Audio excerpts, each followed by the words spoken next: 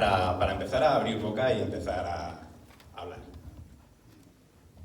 Bueno, pues para no destripar absolutamente nada, que sé que a Zoilo no le gusta, efectivamente es una novela de vikingos, pero no es solo una novela de vikingos, es una novela de vikingos en España. Y es una novela de vikingos en España en uno de los momentos más preponderantes de Al-Ándalus. Entonces, claro, ya tenemos tres ingredientes que yo creo que a cualquier lector de novela histórica le llaman poderosamente la atención, ¿no?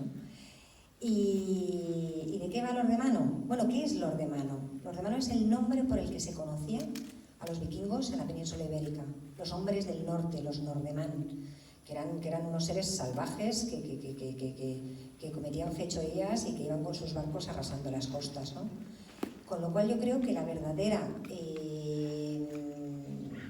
verdadero primor de Zoilo al escribir esta novela es conseguir meternos en la piel de un vikingo que viene a las costas españolas, al norte, en busca de botín, en busca de riquezas. Conseguir que empaticemos con ese personaje y que le sigamos a lo largo de su viaje, porque aquí también hay un viaje, como decían antes, ¿no? Aquí también hay un viaje muy importante, hay un viaje físico y hay un viaje emocional, porque lo que recorreremos junto al protagonista es, como en las historias clásicas, el viaje de un héroe. Le acompañaremos en todo su periplo y junto a él tendremos un retrato de la Hispania de ese momento, los pueblos del norte, las grandes ciudades que a los vikingos les impresionan, los pueblos del sur, esos musulmanes, incluso los pueblos negros, los mauritanos, que también tienen un protagonismo en la novela. Con lo cual nos enfrentamos con un fresco de un momento de hace 1000 años que casi ahora mismo nos resulta sorprendente. Pensamos que la globalización la hemos inventado hace 20 días y la globalización existía hace 1000 años. Ya existían barcos que salvaban distancias increíbles, ya existían una mezcla de gentes, de culturas, y ya existía sobre todo ese intento que al final nos une un poco a todos, yo creo, como seres humanos, de buscar lo mejor posible para nosotros y para nuestras familias, que al final es lo que provoca que todos estos personajes emprendan esos viajes, ¿no? esos caminos. Nada, yo tengo que decir que la verdad que es un lujo tener estos dos presentadores hoy. David, estábamos justo hablando antes, que no me había presentado nunca. Pues ya está. Y hoy, bueno, por una causa que no, hubiéramos preferido que no, pero bueno, se ha dado. Y Emma se lo tiene muy empollado, porque es que Emma me presentó en mi tierra hace un mes. Un mes. Justo cuando salió la novela. Entonces, vamos, que otro lujo tenerla aquí, ¿no? A mí me gustó mucho algo que dijo antes Jesús, del tema de Jasón y los argonautas, ¿no? Está muy bien tirado eso. Y en este caso podríamos hablar de que esta es un odiseo vikingo, ¿vale? Estamos hablando también a través de cultura clásica, ¿no? Cada una tiene sus similitudes y bueno, estamos en ese caso ahora mismo. A mí lo que me gustaría es, José, que nos cuentes cómo llegas tú a este personaje. O sea, ¿en qué momento te planteas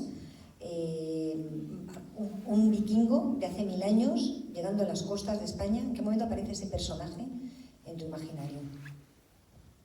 Venga. Pues realmente fue hace bastante tiempo. Cuando yo empecé a escribir con la historia de Atax, pues la verdad que me gustó mucho, empecé a escribir, descubrí que disfrutaba muchísimo y bueno, empecé a escribir un mes de junio, escribí junio, julio, agosto y en septiembre toca irse de vacaciones y claro, mi trauma de tanto que disfrutaba escribiendo decía, me voy a ir de vacaciones 15 días, no voy a poder escribir desde luego, tengo que recuperarlo. Me fui a la Bretaña francesa y entre todas las cosas que vimos ahí fantásticas, pues la verdad que vimos un antiguo campamento vikingo. Y como yo estaba en plena efervescencia literaria, de oye, mira, me está gustando escribir, ¿no? Mi primera novela. Pues qué interesante los vikingos, ¿no? Y entonces dije, ya que estoy ya yo metido en el tema, ¿y si un día escribo algo de vikingos, no? Y bueno, ahí se prendió un poquito la llama. no terminó de cuajar hasta bastante después, ¿no? Pero ahí ya sí que tuvo un poquito la idea. Además, la casualidad es que los vikingos que vienen a la España de la época, a la península ibérica de la época, parten justamente de la costa oeste de Bretaña. Parten de una isla que en ese entonces, pues bueno, no sabemos cuál es el nombre que se utilizaban en ese entonces, no teníamos ni el nombre latino, ni tampoco tenemos el nombre que usaban los francos, ¿no? Es una isla, el nombre francés es Noirmoutier, ¿vale? Y bueno, parten desde ahí a asolar las costas de España, ¿no? Y claro, rápidamente yo estaba allí, lo vi y a partir de ahí dije, vamos a investigar un poco, ¿no? Y claro, a mí, pues bueno, quien me ha seguido sabe mucho que a mí me interesa muchísimo, pues, hacer una comparación de culturas, ¿no? Poner personajes de culturas totalmente contradictorias en un territorio que les es totalmente hostil, ¿no? Lo mismo pasaba con Atax en Alano, por ejemplo, y lo mismo va a pasar en este caso, porque estamos hablando de un personaje noruego que se asienta en Irlanda, en la Erin celta de ese entonces, que termina llegando pues al reino cristiano de Asturias, un reino permanentemente en estado de alerta militar, ¿no? Porque siempre estaba pues acosado por el vecino rico del sur, que cada año pues hacía una ceifa, ¿no? Y luego un reino del sur, un reino musulmán, que en este caso pues ignoraba quiénes eran estos vikingos. Ellos los llamaban igual que los asturianos, llamaban a los vikingos lordémanos o normándanos, simplemente hombres del norte. Ellos los llamaban Matju, que es adorador del fuego. O sea, para ellos eran seres satánicos, ¿no? Seres salidos de las peores pesadillas, ¿no? Y bueno, entonces a mí poner un personaje en esa tesitura, en un territorio totalmente hostil para ellos, un personaje que por otro lado les da absolutamente igual, que es la ventaja de este tipo de personajes, ¿no? Son personajes que para ellos mismos están por encima del bien y del mal. O sea, ellos van a seguir teniendo razón, que estén en el lugar en el que estén, ¿no? Entonces poner esa lucha ahí de egos y de cultura, a mí es algo que me fascina, ¿no? Y este caso me lo permitía. Yo cuando vi ese campamento en Noirmoutier, pues lógicamente dije, este vikingo va a acabar en algún momento en España, y lógicamente pues allá lo que toca es, pues bueno, la fase previa de toda novela, que es investigar, leer muchísimo y al final dar con la clave, ¿no? Oye, y de esta investigación, al final, no te gusta que te hagamos spoilers, pero es que hay cosas muy jugosas, vamos a intentar no destripar nada, pero ¿cómo logras construir una trama que en el fondo, en la aventura de estos normandos en la península ibérica, logras condensar no solo muchas cosas de la aventura de los normandos, de estos y de otros en la península, sino también un panorama bastante amplio de la península ibérica? Porque es una novela, hablabas antes de la Odisea, pero es que viajan, se mueven mucho estos personajes y logras hacer un hilo donde captas muchos momentos y muchos lugares diferentes de la historia de ese momento. ¿Cómo la construiste? Yo, la verdad, como todas las novelas, primero en la fase de documentación busco algunos hitos clave, ¿no? Algunos hitos que a mí me parecen interesantes, que pueden ser, desde el punto de vista de la ficción, potente. Por ahí está Daniel Fernández Lee, que luego seguro que me va a hacer una pregunta. Y bueno, siempre hay algunos puntos que a veces, incluso hasta por la duda de cómo es posible que esto ocurriera en esa época, ¿no? Que directamente ya la mentalidad de ficción ya te lleva a tengo que poner la novela y buscarle una respuesta, ¿no? Entonces yo realmente fui buscando aquellos momentos interesantes en la península ibérica, principalmente, donde ocurre principalmente la novela, no toda la novela, pero donde ocurre principalmente la novela, pues fui buscando aquellos eventos que a mí me parecían pues o más sugerentes o más interesantes, ¿no? También. Y entonces pues me gustó, generalmente de las pocas novelas que hay en el tema de las incursiones vikingas, suelen centrarse en la parte de Al-Ándalus, ¿no? Suelen centrarse en la batalla de Tablada, en el saqueo de Ibilía, en esos demonios del norte que saquean cuanto encuentran a su paso, ¿no? Y yo tenía más o menos claro que no quería repetir, no quería hacer lo mismo, igual que cuando empecé con Atax, los alanos era algo que no se tocaba, pues yo también quería hacer algo diferente, ¿no? Y entonces pues me gustó quedarme en la parte cristiana de la península, ¿no? Y ahí pues bueno, crónica albeldense por un lado, crónica rutense por el otro, y te pones a mirar y empiezas buscando pues algunos hitos interesantes, ¿no? Sin perder de vista cuál era el esquema de la novela. O sea, el esquema de la novela pues son algunas cosas accesorias. Luego, como estaba hablando antes Jesús también, lo importante es la ficción. O sea, tenemos un escenario de historia, claro, pero lo importante es la ficción, es la vida de este personaje, ¿no? Los sentimientos que te provoca, ¿no? O sea, es un salvaje, está claro, vamos a ver, seamos claros, ¿no? Es un salvaje, él no se ve como un salvaje, porque lógicamente él está en otro tipo de cultura, pero claro, es un salvaje que a su modo, como todos, tenemos sentimientos, cree mucho en la amistad, cree mucho en el amor, cree muchísimo en el odio y en la venganza. O sea, todo este tipo ayer tenía una entrevista y lo estaba diciendo, a ver, todos conocemos ese tipo de sentimientos, ¿no? Lo que pasa es que nos vamos con un hacha detrás, ¿no? Y este hombre pues tiene la ventaja de que sí puede hacerlo, ¿no? Tiene el hacha y puede hacerlo porque dentro de sus requisitos vitales, eso es lo normal, ¿no? Lo menos que se despacha, ¿no? Lo legítimo. Yo quería, bueno, pues comentar que entre los hechos históricos que has encontrado, yo hay uno que reconozco que como apasionada de la historia no conocía y tuve que irme corriendo a googlearlo para comprobar si era cierto o no, y es cierto, es completamente cierto. Y te encuentras con momentos de la historia, de la Hispania del momento, que son completamente veraces y que podían ser el argumento de cualquier serie de ficción. O sea, realmente una historia de verdad es mejor que la mejor de las ficciones, ¿no? Y yo quería poner también aquí en valor a los personajes femeninos de la trama. Soy la chica del trío y me toca detrás. Entonces, yo quería reconocerte el mérito, José, lo comentábamos también en La Laguna, de que sin caer en el presentismo y en traer a las mujeres a un estatus que en aquel momento probablemente muy pocas pudieran tener, has logrado crear personajes que tienen muchísimos matices y personajes muy distintos entre sí. Y bueno, pues me gustaría saber un poco si te has basado en algún personaje real de la época. Hay esclavas, hay hechiceras, hay damas normandas, hay un plantel de personajes femeninos, hay las mujeres que siguen al ejército, que tienen diferentes características y que me parece complicado modelarlas. Me gustaría saber cómo lo has hecho. No es una pregunta sencilla.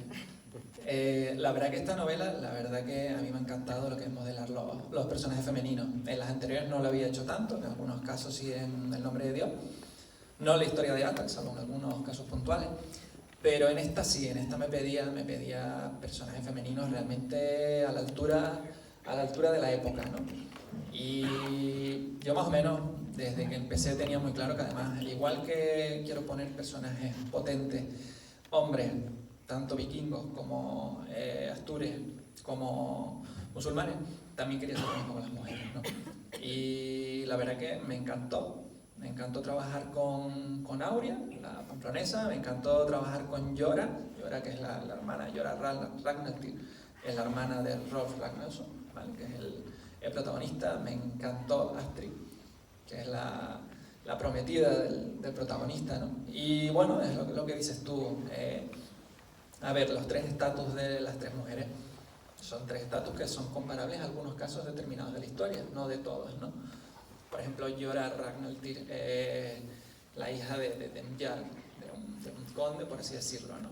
Por tanto, tiene un ligero poder comparado con otras mujeres que fueran del pueblo llano, ¿no? Por eso puede permitirse algunos detalles, no todos, ¿no? Pero sí puede permitirse algo. En el caso de Auria es un personaje fascinante y lo estábamos hablando el otro día, ¿no? Auria es una pamplonesa que es entregada como rehén a la corte de Kurtuba, ¿vale? Unos pocos años antes, y que ella, bueno, su reto es, igual que el reto del personaje, es abandonar Spanland para siempre, que es donde él está encerrado.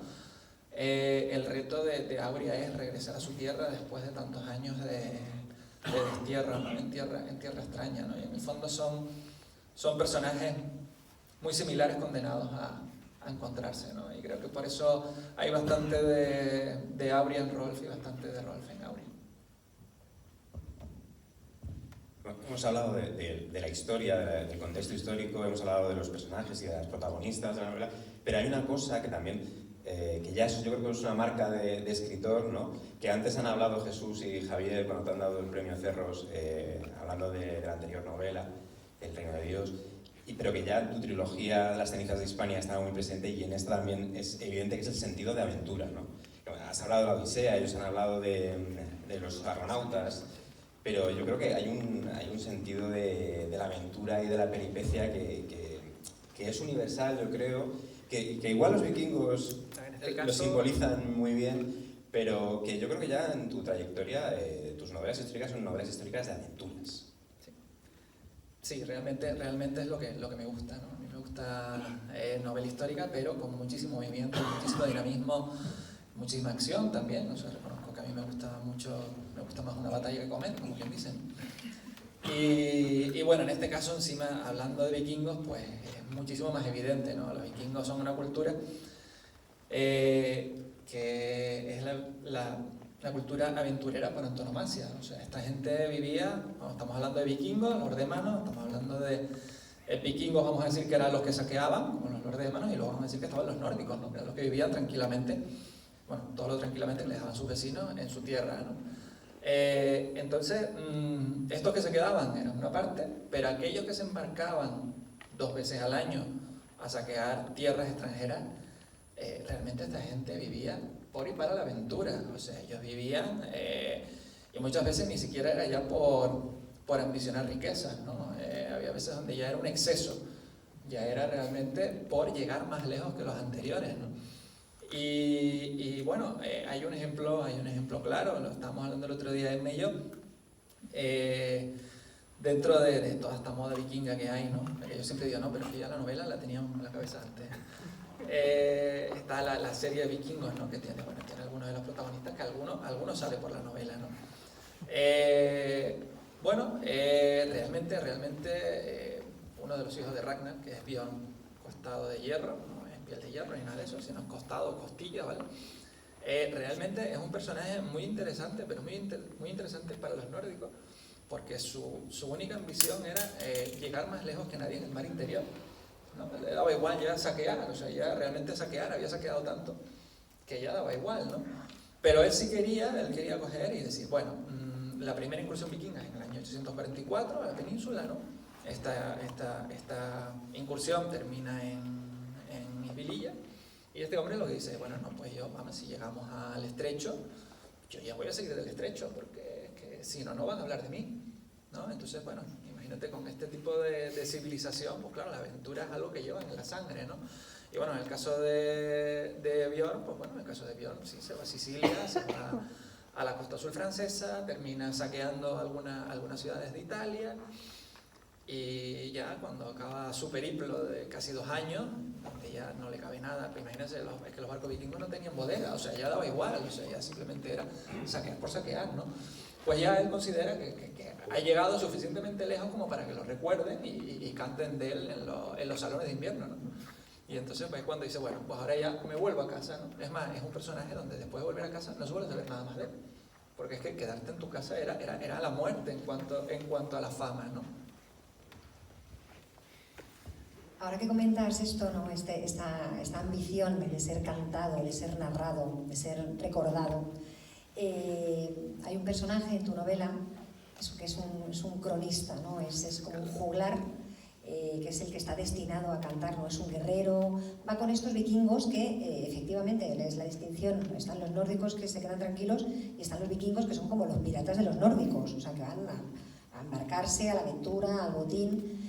Y con ellos llevan a un cronista, porque si no hay nadie que lo cuente y la gente luego no se va a enterar de esto, pues no tiene ningún sentido, ¿no? ¿Es ese cronista de alguna manera un guiño a los narradores, a los escritores, a los que contamos esas hazañas también? Realmente es un guiño a uno de los escaldos más famosos de la cultura nórdica, que era Snorri Sturluson, ¿vale? Y me gustaba mucho ese personaje porque es un personaje que en el siglo XIII empieza a escribir las sagas islandesas, Y entonces me gustaba mucho poner además un personaje que es muy, muy interesante, porque él no tiene armas, como bien dice Emma, pero es un personaje clave en el desarrollo de toda la novela, ¿no? Aún sin armas, él con su palabra es capaz de conseguir cosas que los demás, pese a que lleven muchísimos años guerreando, se ven incapaces de hacer, ¿no? Y desde luego es un personaje que te da muchísima riqueza, porque es la forma de entender, también de meterte en la cultura de ellos, ¿no? Por un lado tienes aquellos que van con el hacha y por otro tienes al personaje que realmente va analizando lo que ocurre, porque su reto es crear una gesta, ¿no? Crear una gesta y hablar de lo que han hecho estos compañeros durante el tiempo que estén en esas palas malditas.